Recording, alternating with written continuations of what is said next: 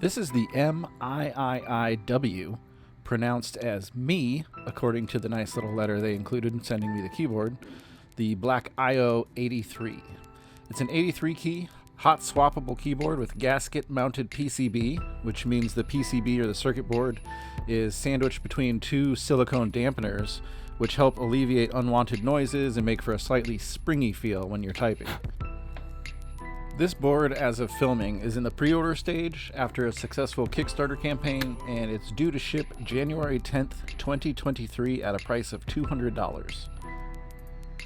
We're skipping the unboxing this time around, but it comes with alternate arrow keys, caps for use with Mac OS, your standard switch and keycap puller, and a basic USB to USB-C cable.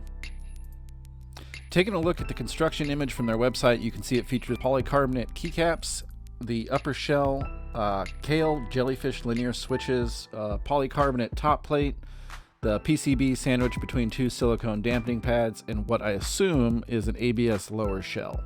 This particular model is the silver edition, but they also offer a purple and a gold model as well.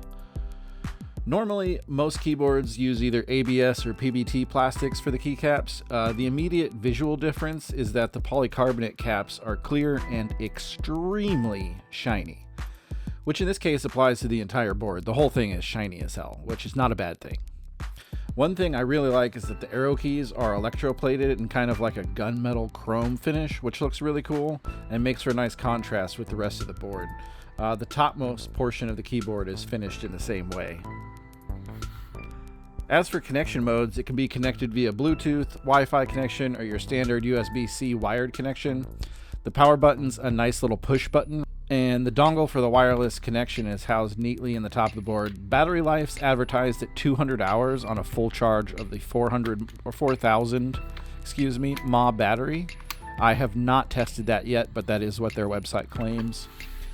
The jellyfish switches are a linear switch that appear to have a light factory lubing. They feel pretty good right out of the box. They're completely clear, and combined with the clear top plate and the top case, makes for some pretty impressive RGB, of which there are a staggering 43 different RGB modes, most of which are further customizable by way of brightness, speed, and colors. Enthusiasts should also be happy to see that the LEDs on the board are south-facing. I won't go through them all, but here's a sped up clip of a few of the available options.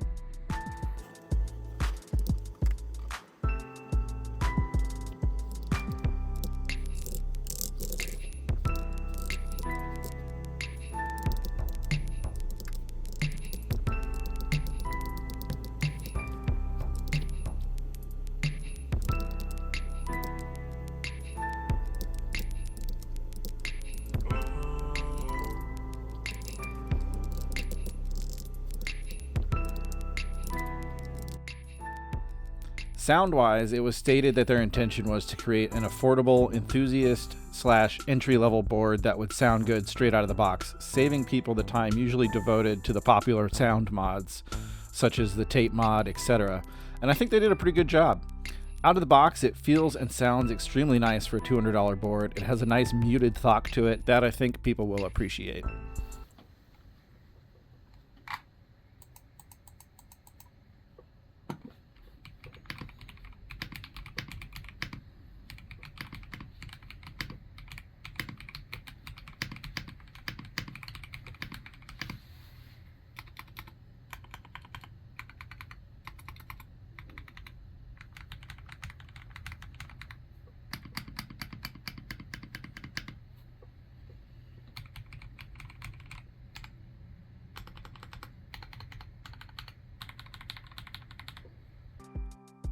The 83 key layout's quite nice, and I think this might be my new favorite layout for a keyboard without a knob. I used to be a 60% kind of guy, but now I really enjoy having the top function row and other keys that get left off of a 60%.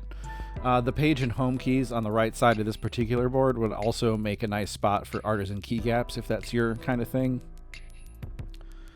Overall, I really like the aesthetics of the board. It looks and sounds great. It's got a ton of RGB effects and feels good to type on.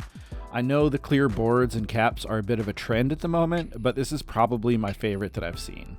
They really took the time to get it right, but not overdo it to the point of it being cliche. It's also fully QMK/VIA compatible, so that means you can set macros, change keybinds, get into the nitty-gritty, all that good stuff. Let me know your thoughts and or any questions in the comments below. Please like and subscribe if you made it this far. I appreciate you watching. Have a good one.